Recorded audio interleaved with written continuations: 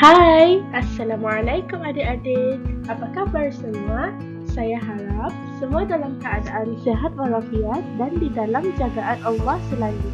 Okey, nama saya Nurama Natasha Izati binti Kamarudin 19PP019 yang mana hari ini akan menerangkan sedikit tentang tajuk adab belajar dan bersama guru bagi kanak-kanak, iaitu adab dan doa bersama guru, bersama kawan dalam kelas, adab berinteraksi di dalam kelas. Dan ini adalah pelakon cilik saya. Hai, nama saya Aisyah yang tercomel. Okey, kita masuk kepada pendahuluannya, iaitu kenapakah kita perlu beradab. Islam telah menekankan pentingnya adab bagi guru dan murid selama mana proses menuntut ilmu itu sedang dijalankan. Pada lazimnya, pendidikan awal kanak-kanak merupakan pendidikan peringkat awal usia kanak-kanak. Kita sebagai seorang guru, iaitu ibu bapa yang kedua bagi anak murid, haruslah menanamkan pendidikan adab pada anak murid. Pasal adab bukanlah sesuatu yang alamiah dan ianya memerlukan kepahaman, kerana adab adalah pembentuk awal kepribadian setelah akidah seseorang muslim, sedangkan ilmu adalah jasadnya. Imam Malik berkata, pelajarilah adab, iaitu budi pekerti sebelum mempelajari sesuatu ilmu. Para ulama salaf percaya bahawa dari pribadi anak dan remaja yang beradab, maka ilmu agama dan dunia akan mudah untuk diraih. Sebaliknya, seseorang yang menguasai ilmu agama dan dunia tanpa adab, maka ilmu mereka tak akan mendatangkan keberkahan baik untuknya ataupun orang di sekitarnya. Okey, kita masuk kepada adab bersama guru. Kita mestilah memberi salam ketika bertemu dengan guru sambil tersenyum dan tidak bermasam muka. Contohnya Aisyah. Assalamualaikum Ustazah. Seterusnya, kita mestilah bercakap dengan sopan santun, dengan nada yang lembut dan nada yang rendah. Contohnya, Cikgu, boleh saya tanya? janganlah pula kita suka bercakap dengan kasar, tinggi suara atau suka menyampuk cakap cikgu apabila cikgu sedang mengajar di hadapan. Cikgu, tandas! Dan sentiasa menghormati guru.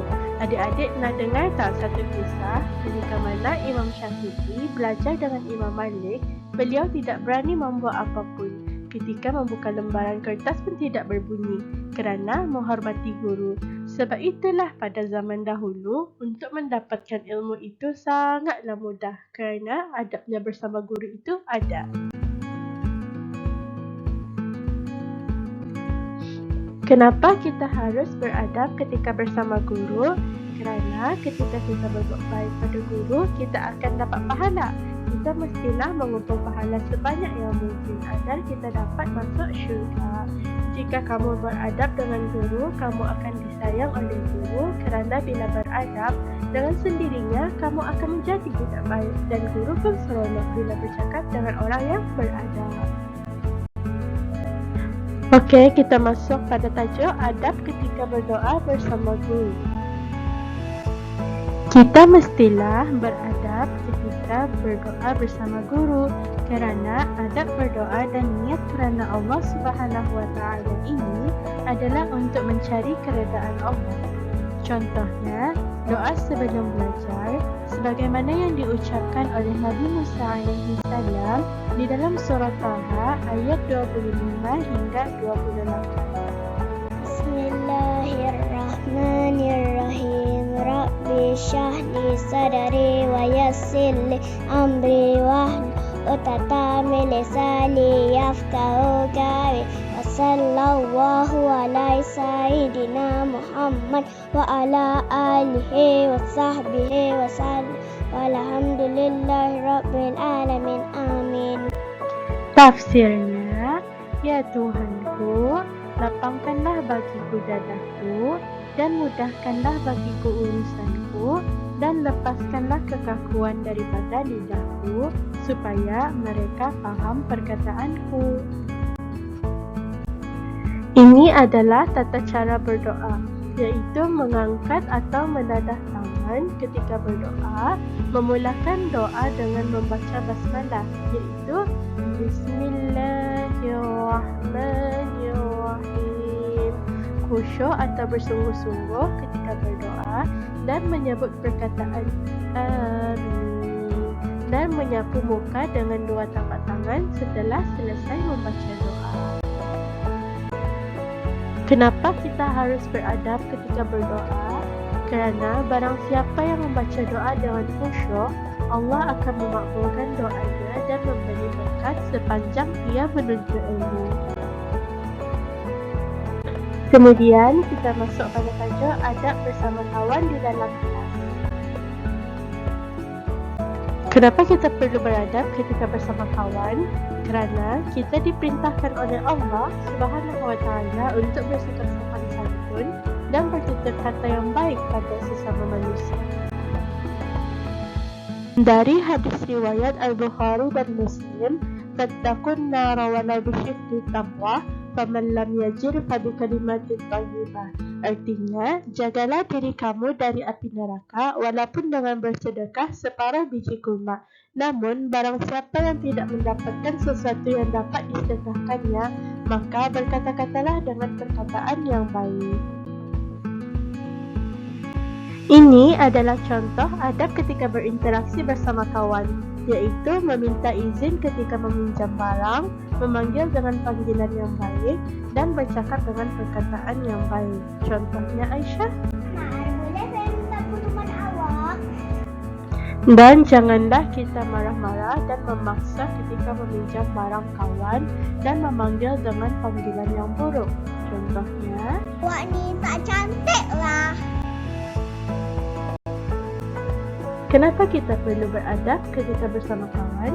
Kerana kita harus sayang menyayangi agar kita memiliki banyak kawan untuk membuat kebaikan dan disenangi oleh kawan-kawan di sekeliling kita.